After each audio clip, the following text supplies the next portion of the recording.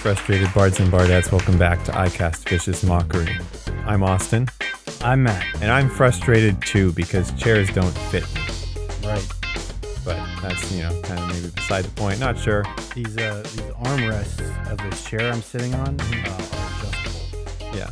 They don't go low enough, apparently. No, for not for Austin. me. No, because like my elbow. So when I sit upright, and with my back supported by the chair and everything, my elbows are lower than the top of my hips, like the top of I guess that's my pelvis, right? So my elbows my hands are like, if I put them at the 90-degree angles and stuff, there is like an inch and a half, no, like maybe 2 or 3 inches at most between my hand and my leg. So just enough for a thin desk and a keyboard, right? Like, or a mouse. There's just enough room. And I don't get how everybody works at like something this way, where their hands are all super up high, their heads down low, and their legs are way down here. Like, no, you got to be like this way, but nothing fits that. I watched a TED Talk recently. It wasn't a TED Talk. It was a TEDx.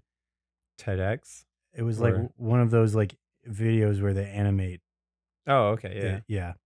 I don't know if they have a name, but it was about how sitting down is like so contrary to human physiology that it's like bad for, well, we know it's bad for you, but it's bad for you in ways that you might not even know. Mm-hmm.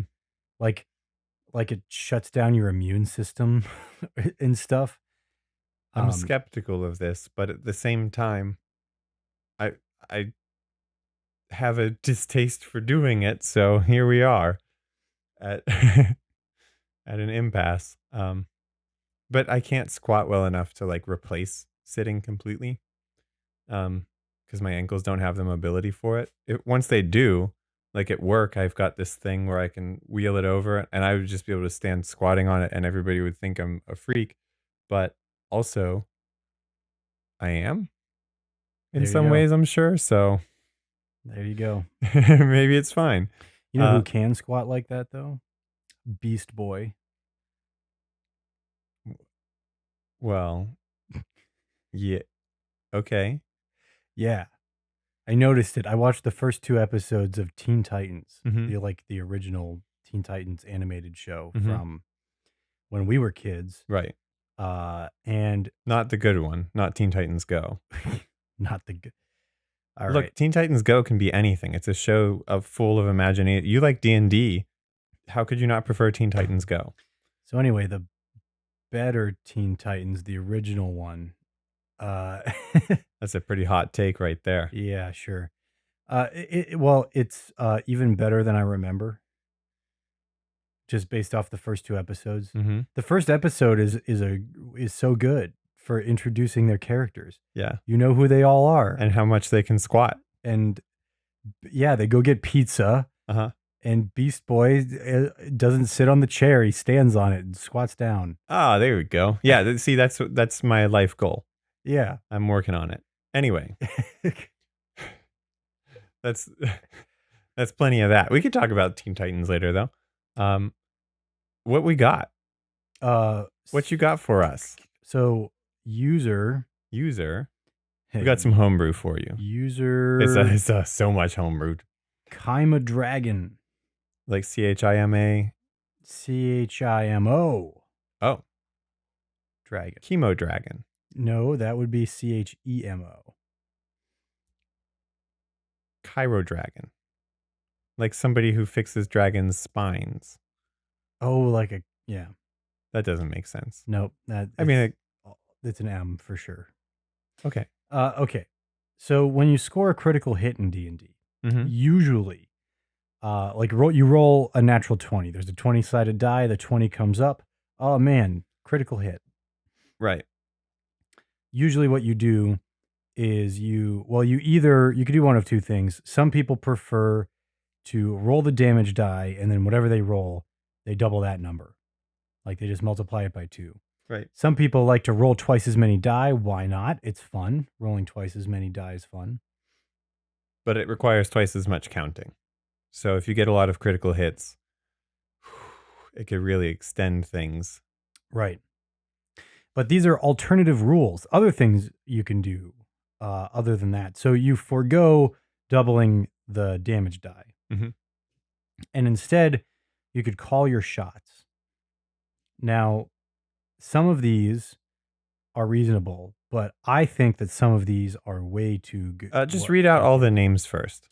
Nose, leg, wing, Oh, you're talking about arm, palm, head. No, I meant all of the different possible. Is call your shots the only thing you can do after the critical? That's it. Oh, okay, that's all. Okay, I thought maybe it was like you can call your shots, you can do this, you can do that. Okay, then we'll talk about the different things here. All right, yeah. What's good? No, well, okay. So nose, if you target the nose, they're blinded for a round. Because you punched him in the face. Yeah. So basically, I would say like until the, I guess until the start of your or the end, maybe either the start or the end. I guess it doesn't matter. Mm-hmm. It does matter until the start of your next turn. They're blinded. Right. Basically. Yeah. Great. It matters for reactions and things like that, I would say. Well, it would basically at the very least. Yeah. Do you like? Should it give you advantage next time or not? Is basically what it is. Anyway, though, let's keep going. Let's go with arm. So if you target their arm, they have disadvantage on attacks with two-handed weapons for 1 round, specifically with two-handed weapons. But if you target their palm, the next weapon attack that they make is at disadvantage. Okay. These so far, these are pretty cool. They're all a little bit weak for a D20 or for like a critical hit. Right? Like the effects are all pretty weak for, you just you just landed the best attack. Now these replace the damage, like double damage, right? So right. I guess that makes sense then. I wonder if I guess it's tough to say that there are going to be a lot of situations where you'd want to use these instead of double damage. And I guess they wouldn't apply to everything. I guess you could just be like, all right, it's just the rules. But like certain spells or something have effects on certain parts of a person anyway, like frostbite, which is on their like either hand or weapon. I forget which one. And so it already has a targeted effect like this, which gives them, I think, disadvantage on their next weapon attack. Anyway. Right, but that's a spell that requires a spell slot. Yeah. This would be like doing. Oh, no, it's a cantrip, actually, but yes. Oh, yeah. Yeah. But there's a saving throw involved, right? Yeah. Yeah, but that's the other thing about this is there's no saving throw. It just happens. Right. Yeah. Well, because you got a crit. Yeah. Right. Which is what makes it, I think, pretty good. Well, that's no. What I'm saying is like, because is this only for melee attacks? No. Okay. Yeah, but some spells already have an effect like that. I mean, I guess frostbite wouldn't matter because it already. I wonder if all the spells that target specific things like that have saving throws. Maybe they do. Probably. I mean, they must because in D&D, something that just works always. That's. I mean, like that's not. That's like a little bit. That's just too strong in general for D&D. I think. No. I'm saying saving throws as opposed to attack rolls. Like, oh, you mean like they're all spells where you can't roll a crit, like on a hit. Yeah. Oh, I see. Yeah. Like, are they in the category of of spell where you could crit and then your frostbite would get their hands and you could choose their nose, but frostbite is a saving throw, not It doesn't have an attack roll. It's not a spell attack. Yeah, I think that they're all like that, barring things like a fighter's superiority die abilities and stuff like that. Mm-hmm. Um, there's one more like that on Mm-hmm. here where you could target their head, Mm-hmm. and the next spell attack that they make is with disadvantage. Mm-hmm. So that's all. Those are all the ones that are, I think, pretty reasonable. You seem Okay. to think that they might be a little underpowered, Yeah, I do but think so. they're all reasonable.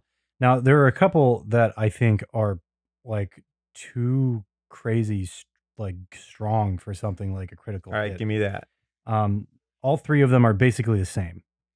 You can target the leg, a wing, or a fin, and they all do the same thing.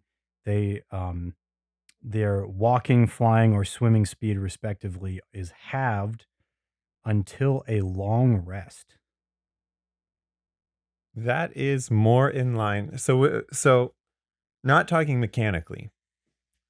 That Okay. like the flavor of this, that is more in line with what I would be expecting from it. Is Okay. that you can get a wound like this, um, and I would go even further certain times and say like, if this happens to you twice in the same battle, it's permanent. You know, things like that. That's just too, but that gets too sticky. That's too many things to Well, it can remember. happen to the players too. Yeah, but it's just too many things to remember, I think. Yeah, counting to see if they got hit twice in the same spot or stuff like that. Or Yeah. well, in Yeah. general, this does complicate things in combat, though, doesn't it? Yeah, I mean, Like, well, well, so if the effect is only for one turn, it's not bad, is it? But exactly. remembering it long term, that is harder. Well, unless, well, even something like remembering that their walking speed is halved until a long rest isn't that hard to remember, because conditions, that's basically like giving them like the same effect as the certain level of exhaustion. I think it's third, where your walking speed is halved, I think it's fourth because I haven't hit that level yet with Liam. but you have hit third. I think so. Well, first is disadvantage Disadvantage on on ability abilities. checks. Then Then second is disadvantage on saving throws, something like that. Yeah. right? Third might be disadvantage on attack rolls. Well, I thought attack rolls and saving Or throws were that the might be same. later. Oh, maybe. No, because having your walking, Yeah. No, you're right. That those are both at second. your walking speed was halved before. I think you did get to level 3 exhaustion, but you've not gotten to level 4. Okay, Anyway, I won't uh, argue with that. It sounds uh, fine to me. so resting to get rid of it. That's fine too. Like a long rest to get rid of the exhaustion or the halved walking speed. That makes sense. Hmm. But okay, I guess like, yeah, I guess when you put it that way, where it could happen to the players too, Hmm. that balances it out a little bit. Well, in my mind, this is setting you up for a world that is grisly. You know, like Hmm. it's just really you're gonna meet a lot of people who have damaged arms and legs, and they're missing their nose and stuff like that. Um, It feels very Game of Thrones yeah, yeah, exactly. because a lot of the descriptions of combat in those books is very uh harsh, Right, it feels the flavor of this feels actually very very similar to that. Like right, yeah. if you hit somebody really hard in the nose, they're going to be dazed. Yeah, and literally their eyes water, and it Hmm. interrupts their ability to see Right. temporarily. Oh, okay. Anyway, I think that having a setting like that, if that's your Hmm. goal, is to have high physical stakes for the characters, this is this is a good a little bit of homebrew to start setting that up. Um, you or alternately, I guess. I mean, depends on how good the healing magic is. You know, You might have such good healing magic that people will lose limbs in battle, and then you just heal it back. And it, like, mechanically, that looks like you lose hit points and your leg is gone. But when the hit points come back, the leg comes back. And it's just a normal thing to go through that kind of pain in combat, and then just expect to be okay afterward. So you could go either way with it, I guess. Yeah. I think that the mechanical things, the disadvantage on attacks, Hmm. all that stuff, I think it either needs, I think that stuff either needs to last longer, Hmm. or the walking speed thing needs to not last as long. Yeah, Because I think that as it stands, you would just want to have somebody's walking speed every yeah. time. I mean, it doesn't work on a beholder though, That's because you true. can't. They They have have nothing to hover. cut. Yeah, Yeah, they have there's hover. there's nothing you can cut that makes them stop. But if you blind them for a turn, that's pretty good. Yeah, I I think think you. that stops all of their. I guess they don't have a nose though either, huh? Yeah, they don't have a nose. So You could rule it that way. you could rule it that way. I'm gonna say though, because they literally levitate, and it's not like there's no ambulation or flight or swimming. Mhm. Um, that is different. It is. But you could say that the nose thing applies to the creature's face in general, in case it's just a kind of creature with no nose, Well, like Voldemort, that or that type of movement actually is mechanically different in D&D too. that's what I'm saying. Yeah, Yeah, it's called hover. right. So they have a hover speed, Yeah. which also means they can't be knocked prone, Hmm. interestingly enough. Can't they just turn on their side? I just It's like, have this image. I have an image of a beholder like flipping in the air, mhm. like they fly over a tripwire, and it like catches the lower half of their ball or something, Yeah, and they just like whoa, spin in the air, but they're still moving, yeah. just hovering. I don't like beholders that much. That's quite the blanket statement. Yeah, yeah. They just don't seem very nice to me. Oh, really? Hmm. They just seem like sour dudes. Yeah. Like, why can't they just chill and get along with people? Why can't they? Right? Why can't people just chill and get along with people? Dude, listen. It kind of makes me think, what's the difference between a people and a beholder anyway? Not much. And if we're really the same, then why can't people just chill and get along with beholders? Behold. So anyway, what do we got next? Okay, so this is a cloak All right. that is from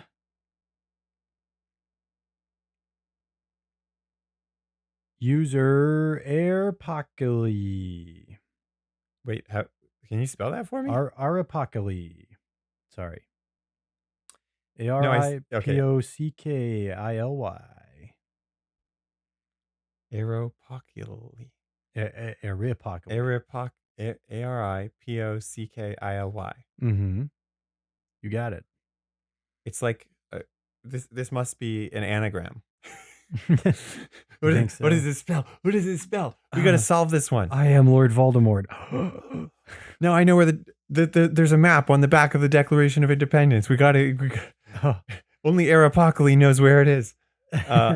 Aripockily. Oh man, that's They know the secrets. uh They can read the Licky. Licky. Licky's in there. So this is a superior cloak of billowing. Hmm. The cloak of billowing is a common magical item Hmm. that billows as if it is in a slight breeze, regardless of where you are. Hmm. Just always billowing. Right. However, the superior cloak of billowing.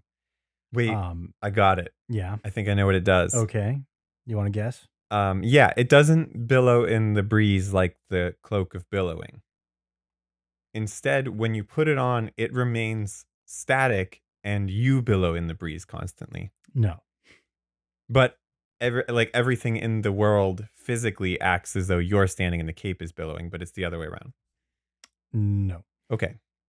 Was I close? No. Oh. Is billowing involved? Yes. Then I'd say I was close. Well, is billowing involved? Nah, Okay. What have we got? So, you can use your bonus action to make it billow dramatically for 1 minute. But when you do that, I thought the other one just does it all the time. no. It's an action to make it billow or something? No, it's a bonus action. Oh, okay. There's more. Okay. Because when you do it Mm-hmm. with the superior cloak of billowing, Mm-hmm. the sound of oohs and ahs are audible within 30 feet of you. And you appear 1 foot taller, and you shed dim light in a 30-foot radius. Are there trumpets though? No, just ooh. Okay. So there is a third level cloak of billowing somewhere out there. With trumpets. Yeah. It's gonna. What's that song called? Shoot. I'll never remember it. It's the one that like the Superman theme song was based off of, Oh, kind of. but what's based off of? Yeah. That That was Indiana Jones, by the way. That you just. No, that was totally Superman. Okay. Just making sure I we're on the same page. I here. swear it was Superman that I was doing. Yeah, Superman.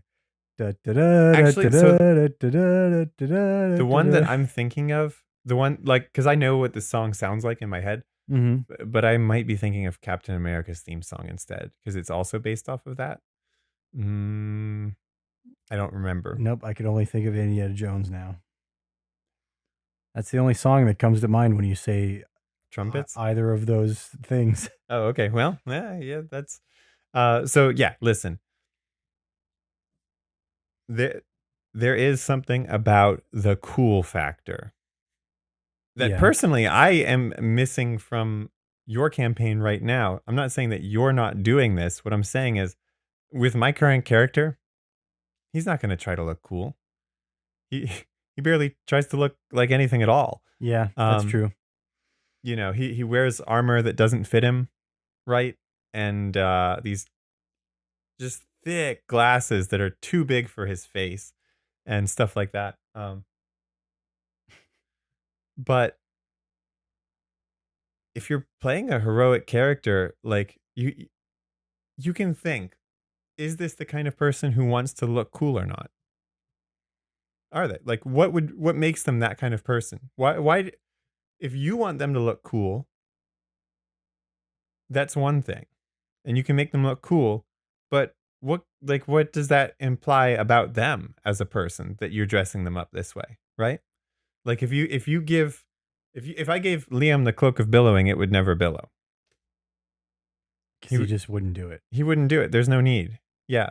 And like even when he's trying to use persuasion or things like that, he wouldn't see that's not part of his strategy, is to try to look cool and be charismatic and like try to captivate people. But there are definitely people who would do that. I mean, I know people like that. You know people like that. We all know people like that. Some of them are watching right now. Yeah, some of them are watching right now. Not like right now. Not right. But when the episode comes out. Oh, okay. I was going to say, like, is it Basket? Oh, yeah. Basket? You think Basket wouldn't make the cloak billow? So I do not think so, but only because she wouldn't realize that it's attached to her. Oh. She doesn't know that things are connected to her. She has no concept of that. Like leashes, that doesn't make sense. Her lead outside, no clue. Collar, that doesn't even register as like a separate thing. She got stuck in it today. Yeah. She put her paw up, it caught on it, and she was just like, my paw is stuck and I don't know why. And she was like looking down at it like, what? It won't move. What did you do to me? And I was like, it's witchcraft. Yeah. What about when you put on her like Hawaiian shirt? She feels slightly warmer, so she likes it, but she doesn't notice the thing. Wow. It's really weird. Yeah, she has no concept of stuff being attached to her. It's strange. That is strange. Yeah, maybe your character is like my dog. Like it could be like certain firbolgs or something like that. I could imagine in a setting where they just don't get clothes. They just don't know how that works, and they're just completely incompatible with this item. Anyway, though, so what kind of character are we looking at that would use this? Well, an ostentatious type, Mm-hmm. like a like a showboater. Mm-hmm. And that doesn't even have to be everybody's like bard. No. Right. No, it doesn't have to be. I mean, look at the UFC or other Yeah. forms of fighting. Mm-hmm. Um, the people who uh get to the like top levels they're all showboaters because like like the show is what makes the money. Mm-hmm. Um, so that's who gets hired, basically. I mean, you don't Right. get hired per se, but you do also get hired. You sign a contract, then that kind of stuff. So that's like getting hired. Anyway, um, the people who make it to the top are the showboaters because that's what's interesting to watch. Mm-hmm. They're not bards. Like I wouldn't classify any of them as a bard character, even though they will talk smack like a bard would. I would classify them all as, they might be paladins or fighters or um, barbarians, depending on how they like to do stuff. But none of them are going to be bards, really. Right. Exactly. Like And they would all use this. yeah. They'd all like if they had this, they'd be the one who's using it. Yeah, characters that some viewers might know, like Tyrion Darrington from Critical Role Campaign 1. He was an artificer, Hmm. but definitely may even have had a cloak of billowing. I don't remember, but would definitely billow it all the time Hmm. because he was like a rich kid. Hmm. He like used his parents' money to get the stuff to make things. Yeah. That was his character. Um, but so like you could have an artificer that does it. You could have a fighter or even a barbarian could be like that. Right. Uh, like like uh the like hippo from The Last Airbender. Oh, there you go. Yeah. Yeah, Yeah. Now that's yeah. a pretty fun kind of character to use this with. Mm-hmm. Just someone who is larger than life in every way, and Mm-hmm. they know it, and that's how, and they need you to know it, Yeah. right? No, you're never gonna not know it. How do they feel on the inside? Do they feel that big on the inside? You won't know until you cut them open. Oh boy. Or Cut them open and feel around. That's a what tough Bayfong character. would also use it. Definitely. Yep, because they're big on the outside and bigger on the inside. My name's Toph because it sounds Sounds like like tough, tough, and and that's that's what what I I am. am. Yep. All Oh right. man, a Toph. So there is that Avatar: The Last Airbender campaign setting. Hmm. Or not campaign setting, but whole RPG actually, I guess. Right. It's not fifth edition. Separate rule It's a set. separate rule set. But um, man, oh man, would it be fun to make a Toph character like a tiny little girl where strength is number one, and Yep. it's like strength and constitution number one, and that character would definitely be a fighter. I think she's more strength dexterity because Yeah, she just doesn't get hit, that's true too. right? She's like always like using her supersonic senses, like um Oh, yeah. she could hear the sound waves, right? I got a pretty good look at you there. But like using her extrasensory powers, she is able to like avoid all attacks and or negate them all. So yeah, strength and dex Maybe. or Yeah. strength and intelligence even. Mm-hmm. And she would have blind sight Hmm. for sure. Yeah. I mean, yeah, they remind you of that every episode. Almost always in the form of a joke, Yeah. which is pretty great. So yeah, those are yeah. So fighters, artificers, any character could have the cloak of billowing. Really, when a wizard Mhm. who is like, I am the greatest wizard of all time. Right. A rogue who like wants to look cool and mysterious, like a Batman type, Yeah. standing up on the edge of the building, and the cloak is maybe. And everyone's like, "Whoa, who's that?" And then they disappear.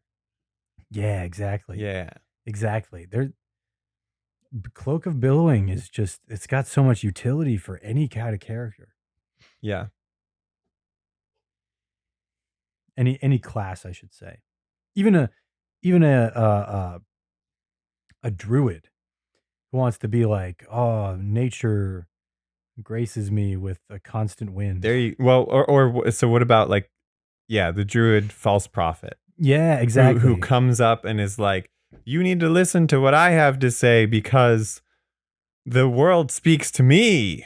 Yeah. And they do use nature magic, but they're like siphoning off of it, basically, right? Like Ooh, they're not they're like they're a not Hama. with the Hama. Like, is that not her name from Avatar: The Last Airbender? She's the one, the Oh, bloodbender lady, yeah, I guess a little bit like that. because she takes the water from the flowers Yeah. Yeah. and Okay. kills them. Okay. Yeah. I see where you're coming from. Like, takes the, yeah. But yeah, exactly that. Like somebody who, um, is ordained as the chosen one as far as what they tell people, but is actually the problem, right? The exact Mhm. thing, maybe that they are claiming to fight against. Uh, that could be a fun. Because imagine playing a character like that, right? Now that's going to introduce a lot of complexity for the DM, Mhm. because they have to give this character motivation to do like good things, even though they're a liar. But I think it can be done. Yeah. Yeah, it's a cool idea. Hmm. Um, there's a lot more meat on this than I was expecting. Right. Well, what have we not talked about? A sorcerer? Absolutely. Yeah. Sorcerers are so full of themselves. Yeah. Like, I guess that is kind of one thing that about sorcerers, isn't it? as a rule. Yeah. Yeah, they're just full of themselves. But I never noticed really that they're so full of themselves because like I don't really think about other people at all because I'm so humble that like I literally, I don't think about anybody else because like why would I? yeah, Like think of other people invites comparison and I just don't do right. that. Um Out of humility. Out of humility. Yeah. So I never really noticed that, maybe compared to sorcerers, I'm also a lot more humble and less full of myself. Never really thought of it that way. Right. Well, I'm glad you came to that conclusion. I'm glad you discovered this Yeah, about me too. yourself and about sorcery. Yeah. I didn't really think about it until now, but this show is kind of a form of self-discovery about sorcerers. Yeah. I think all sorcerers Right. should listen to this show Should listen to this show. Yeah. and get over themselves. So warlocks 100% could be the type of person to use this, Hmm. especially a Disol type in the campaign that I run for you guys. Wait, Dissol's not a sorcerer? I knew I liked something about that guy. No, I'm just joking. Bringing it back, bringing it I'm back. I'm sorry. Yeah.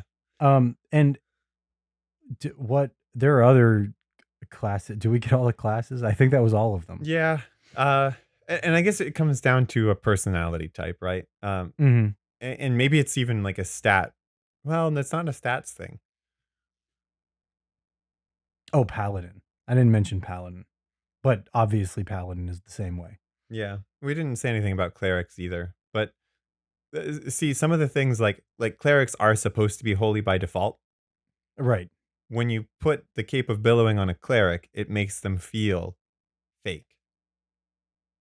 Mm-hmm. I mean, any character is going to feel a little bit fake with the cape of billowing. Yeah. That's the idea. Part of it. But Yeah. some of them do it to like puff up and boast, like a barbarian or fighter might. Mm-hmm. Some of them do it to like hide things, right? And Yeah. that's where I think like a cleric would be. They'd be more in that, or like the druid that I mentioned before. Like they're wearing this and they're using it to create an image of themselves that is not maybe not like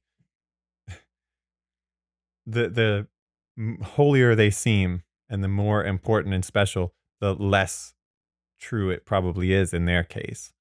Whereas Right. a fighter, you can tell by their deeds as well. And I mean, these characters can still do great stuff, but be liars and not be what they claim to be and not represent what they are preaching, right? So Mm-hmm. you could end up with situations like that. Right. Not uncommon for characters too. Hmm. To end up being like that. Okay, Cool. What's up next? we got more. Even Austin doesn't know about this I one. need it. I kept this one secret. Oh, I need it. Yeah, well, it comes to us from Hash Brown Bear. Oh, that's already a good start. Because a Yeah, brown bear or is a type of bear, and a hash brown is a type of hash. I'm not sure if it's hash brown bear or if it's hash brown bear. It's tough. I don't know. Hard to say. This whole thing. You know what? I will Yeah. I will explain. Okay. It is both. Oh. I think it's a bear whose name is Hash Brown. Mm-hmm. My name's Hash Brown Bear. He's not a brown bear. He just is some kind of, I don't know what kind of bear he Like is. a polar bear. Yeah, it's not clear. Okay. Oh, it's unclear. But he's a serial killer who kills brown bears and turns them into hash brown bear. That's what I think. So Hash brown, and he's in a bunch of it's like a series of children's books. He he calls himself Hash Brown Bear, Right. but He really hashes brown bear. But his moniker, his serial killer moniker, is Hash Brown Bear. Well, that's what he makes. That's his signature dish. Oh, okay. It's like a Sweeney Todd situation. Right. Yeah. Okay. Wait. Why is it a Sweeney? Oh, wait. Does he call the things Sweeney Todds? Is that like the name of the pie too? No, Sweeney Todd is that thing where the guy is a barber and he kills people and puts them in meat pies. In meat pies, yeah. Yeah. Are the pies named Sweeney Todd? Because then it would be exactly the same. He turns them into hat. Oh, I thought so. Oh, he doesn't serve them to people to eat. He does, yeah. Oh, okay. No, but he calls the dish hash brown bear. So it's just real on the nose and very clear what they're eating. Nobody has any idea though. Because they're all animals. They're dumb. Yeah, okay. And it's a children's book. Like, what do you think they're going to do? A children's book isn't going to be that complicated. Right, exactly. Right. It's like, it accompanies like the Berenstain Bears, right? Like, and just some of their family members go missing and stuff. Like, just some cousins and uncles at first. Right. And then there's like a crossover where like, they're all staying in a mansion and, one by one they disappear. Luigi shows up. Yeah, and these hash browns show up. Played by Charlie Day. It's like this every morning there's a continental breakfast and somebody's missing. And, Right. Hey, did you, before I get into this, did you see, you watched the Nintendo Direct, right? What's up with that casting, man? It was so good. I'm excited. I'm excited for it as well. Okay. It's been a couple of weeks now by the time this episode goes up, but for all of those who aren't clear on this, Mario movie by Illumination, the people who brought us the Minions.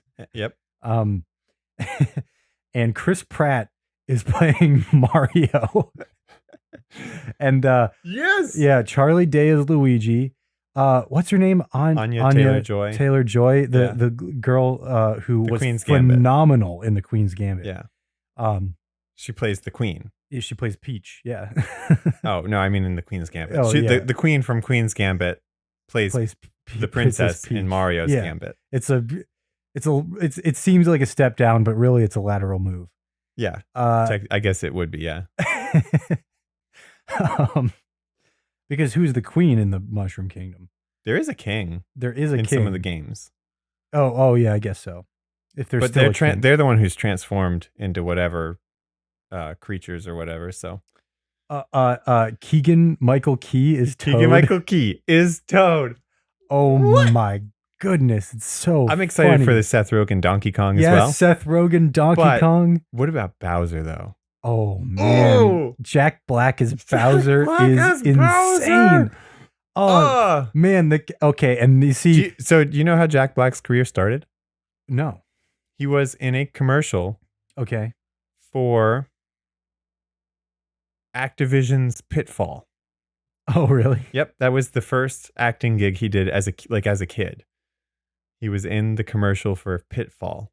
If you look up the commercial for Pitfall, that's kid is Jack Black. Amazing. Yeah. Amazing. And you know, it's sort of from I mean, maybe it started way before this, but from everything that I've seen and heard, this whole trend of getting big name screen actors to do voice acting for movies, it's a marketing thing. Right. Like it's to get people to go see it. Zendaya as Michi. Right. What? Zendaya as Michi. Wait, have I not showed you this? Later. Yeah. Okay. It apparently started with Robin Williams playing Genie, yeah. in Aladdin. Yep. Because and he said like, okay, I'll play the genie under one condition: don't like plaster my name all over the marketing. And then they did anyway. And it worked really well. Yeah. And his performance was phenomenal. I mean, right. Incredible. Right. So no, Incredibles is a different movie. Oh, right. And darn, I don't know any of the voice actors in The Incredibles. Oh shoot, me neither. Offhand, at least. It's because they didn't get any. All right. I mean, they're big, almost name. as famous. Yeah. Yeah. They're all big name actors too. Yeah. Wait, does well, they're not like. Is it They're like the Pixar voice cast is what a lot of them are. Is like the people who are known for doing Pixar movies. The Pixar movies, yeah. Yeah. You're right. They do have their select a group, but even like, but yeah, some of them are real big names. I get Aladdin. Did Aladdin come out before Toy Story? Because we'll never know. Because Tom Hanks played Woody. So, no, wait. Or no, not Tom Hanks. Tim Allen. No. Tim Allen? No. I'm wrong. Yeah. We're thinking Tom Hanks and wait, who's the other? Who's Buzz? I don't know who any of them are. And you can look it up on IMDb. So if you actually care, any of you out there, you want to look it up. Who played the voice of Buzz? Yeah. All I know is Zendaya is Michi, and that's all. That's Zendaya is Michi. That's enough for this guy. That to me, that sounds like a code word that you would say to awaken a Soviet spy. Zendaya is Michi. And then, Basket knocked a thing off the thing, but she's fine. Zendaya is Michi. Okay, what? Just tell me the movie. What is this? No, it's a video game. I can't. It's a YouTube video. I gotta show you. Okay, or you're not gonna get it. Zendaya is Michi. Yeah. Okay, I'll put it in the description. Great. Anyway, Hash Brown Bear. Thank you for having an incredible name. Thank you very much. I don't know how you're gonna top that. This looks like it's from Twitter, I think. It's the Untitled Goose Monstress. Her name is Megusa. Okay. And her gaze can turn a man to scone. And that's it. That's what she looks like. That'll be in the description too, I'm sure. Uh, All right. That's a thing of beauty right there. right. I think if I look into this post a little bit more, Yeah, can we get a stat block or yeah, something? they I actually don't need stats for this one. they hash it out, I think. What's Megusa like? Let's see. What is I want to know about her. Megusa I want to know her like? interests. I want to know her personality. A pilfer ability. Ending your turn within 5 feet forces a dexterity saving throw, or else any one item not held in your hand or strapped on like armor gets goosed. Yep. Okay, cool. I'd make it a check instead of a save. No, a save makes sense. Yeah, because that's how they do dexterity saves for things that you're holding. So it kind of feels right. Mm-hmm. No, people aren't taking it very. For some reason, in the comments, people aren't taking it very seriously. I don't know why. Ugh. Come on, Twitter. You gotta learn. You gotta learn to. I don't know. Oh, here's a one that isn't in 5e. Apparently, I don't know what edition this is technically for, but not 5e. What is it? Oh, is it a stat block? It's a stat block, yeah.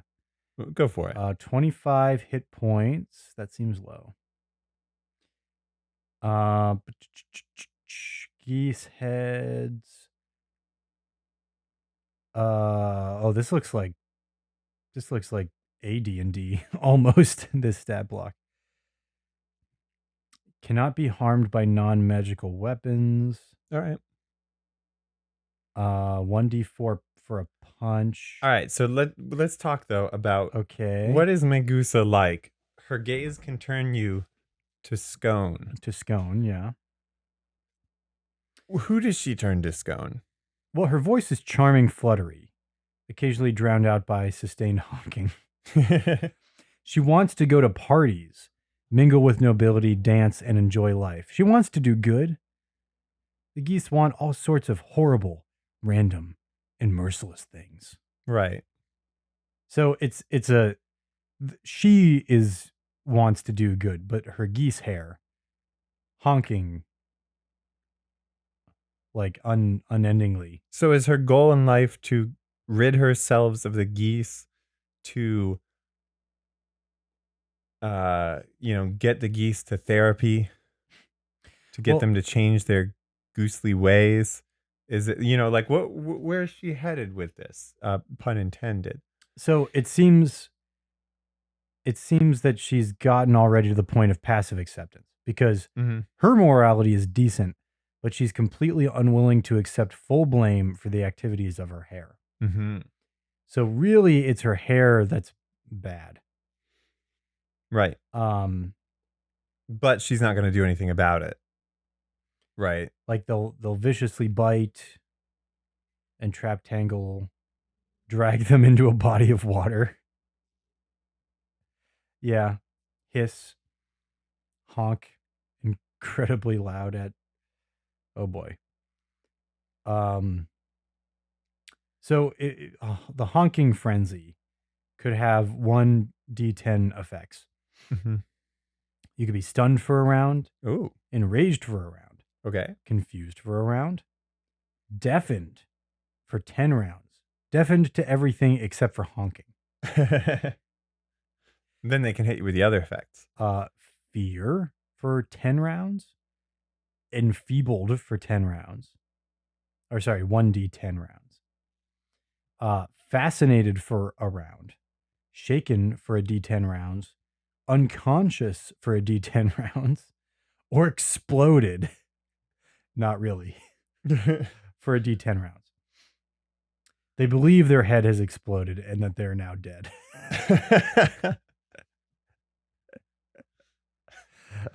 Well, guys, I'm a ghost now. I'm a peace out of here. Literally, that's how it's described. They're like, you believe that your head exploded and that you're now a ghost. Where are you going? Oh, I'm a ghost now. Yeah, I'm peacing out of here. I'm getting. What do you mean you're a ghost now and you're piecing out of here? Look at me. I'm a spirit. I'm a ghost. I'm a soul with no body. And I am leaving this place like all souls do. Oh, there is a 5e stat block. Ah, what we got? Somebody made Wrathful Gaze. When a creature starts its turn within 30 feet and can see her DC 14 Wisdom save or be frightened. As a bonus action, Magusa can move up to its speed toward a hostile creature that it can see. Magusa automatically fails stealth checks because of the honking. Magusa can make opportunity attacks with its goose hair without using reactions. Magusa can breathe air and water. Either makes 5 melee attacks, 3 with goose hair, 2 with short sword, or 2 ranged attacks with its longbow. Goose hair does 1d8 plus 2 piercing plus 1d4 psychic. That's good. And then whatever standard melee attacks. But I do like that they automatically fail dexterity stealth checks. That's pretty great. Yeah. I like to imagine that the goose heads are wielding the weapons too. Challenge rating 6. No, that's not CR6. It has 127 hit points. And an armor class of 14, which isn't very high. No, that's not CR6.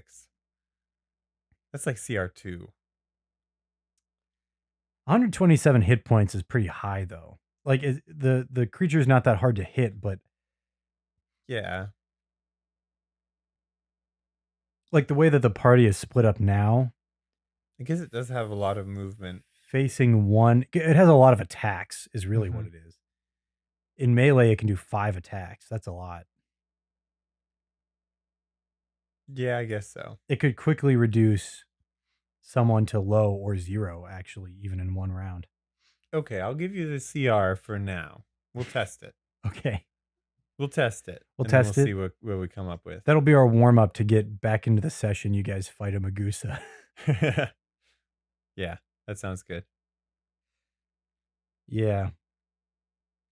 I just can't get over it. Magusa. It's so funny. It is. I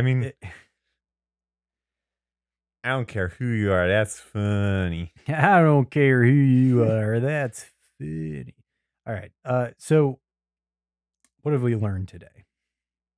That there are 2 types of people. Mm-hmm. The type whose cape billows and the type who is billowed. Okay. But apparently not the second thing. I guess there's a 4th level of the cape of billowing then. Because I really want that item now where the cape stays perfectly stationary and the person flutters in the breeze. What, it's like the rubber pencil trick or something? Like, is that what you're thinking? No, I mean their body literally warps and flutters. How would you move? The cape moves. Maybe it makes you hover. But your body is useless while you're doing it. Because, you can't like attack with a sword while you're just fluttering in the breeze. Maybe things that you're holding flutter as well. And so your sword is basically fabric.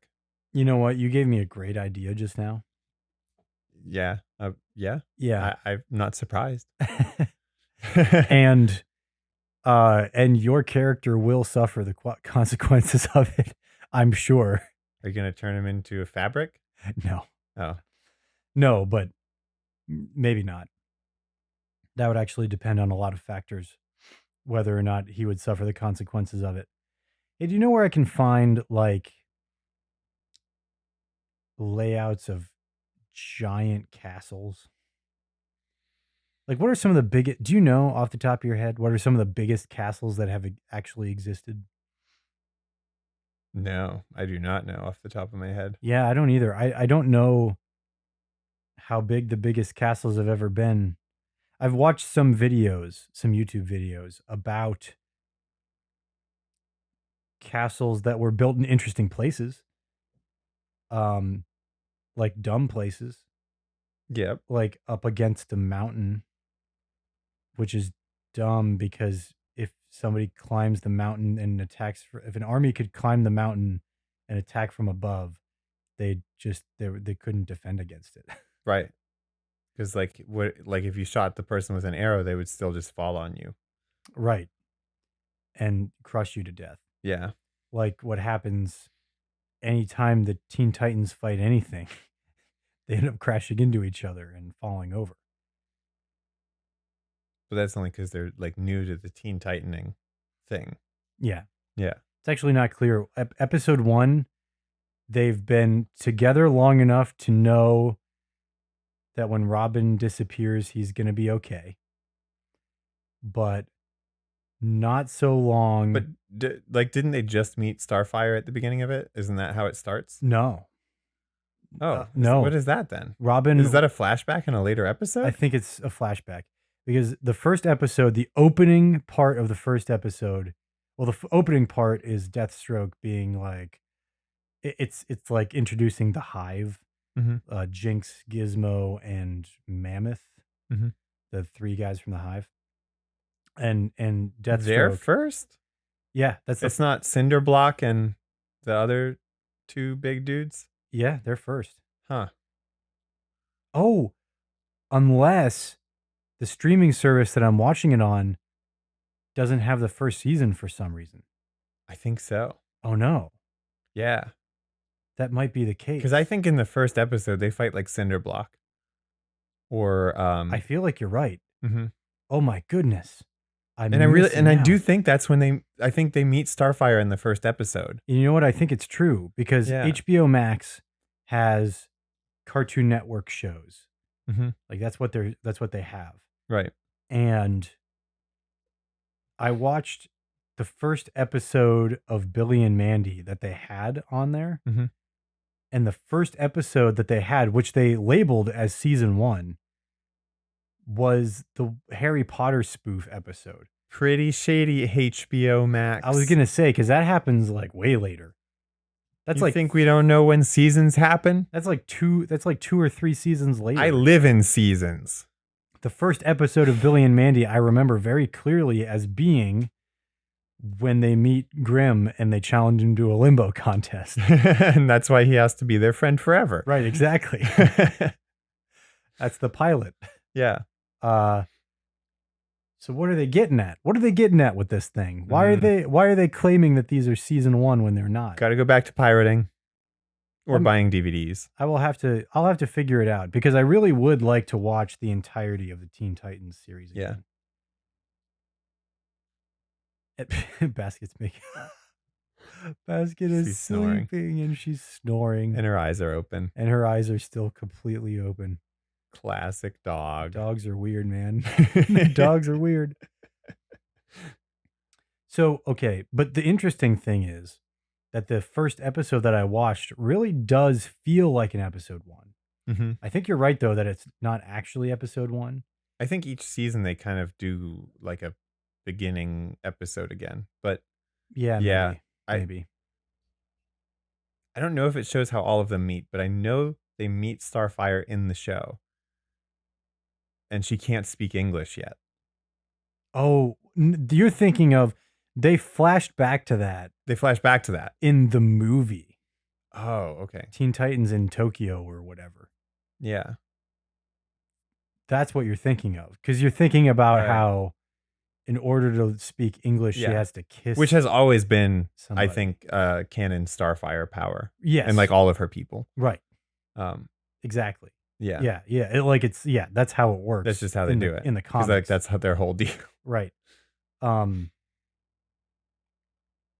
but I swear. But that doesn't happen. Does it happen in the first episode? I don't think so.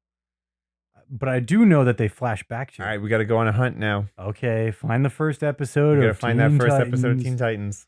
And then we got to Everybody in the comments, I want you to See? find the first episode of Teen Titans and bring it to me. Uh, Put it on or my desk. or let me know if the Hive episode really is the first. Though it It doesn't might make be, sense but for it to be. It doesn't make sense for it to be the first episode, really. how much do they know Slade when it starts? They don't know Okay. him at all. That's where they learn about Slade. That's tricky. Yeah. Because I would think they learn about him in the first season, but I'm not sure. I think he's pretty mysterious. Yeah, because Gizmo. And I know he's Deathstroke, but he's Slade. Was Slade in the show. Yeah, the interchangeable terms. Because Gizmo, because the Hive kicks them out of the Titan Tower. Mm-hmm. Because they beat them, and then the Titans come back and they beat him up and kick him out of the tower. Are you sure you weren't watching Teen Titans Go? Yes, I'm sure. Yes, I'm sure I wasn't watching Teen Titans Go. And then Gizmo. It sounds like a Teen Titans Go episode, but they would do like a instead of, like fighting to get it back, they'd do a series of contests like beach related sports or something. They'd do like beach volleyball, swimming, sandcastle building. So I know it's not a sport, but you get what I'm saying. Gizmo Contests. pulls out a communicator thing and he's like, "That's it, I'm calling Slade." And then Robin is like, "Who's Slade?" And then it cuts to Slade and he's like, "I got exactly what I wanted from them." And they plays the loop of Robin going, "Who's Slade?" over and over again. What if Slade was Batman the whole time, though? And then when Robin became, spoilers for Teen Titans. Spoilers for Teen Titans. Yep. Then when Robin becomes the Red X. Cover your cheeks, guys. All right. Yeah, sorry. Go ahead. Yeah, when he becomes the Red X, that was really him becoming Nightwing. Is that who Robin becomes? One of the Robins becomes Nightwing. Yeah, one becomes Batman. Right. Eventually. Mm-hmm. Well, it's all convoluted. It doesn't matter. Yeah, but one becomes Nightwing. Mm-hmm. And then one becomes Batman Beyond.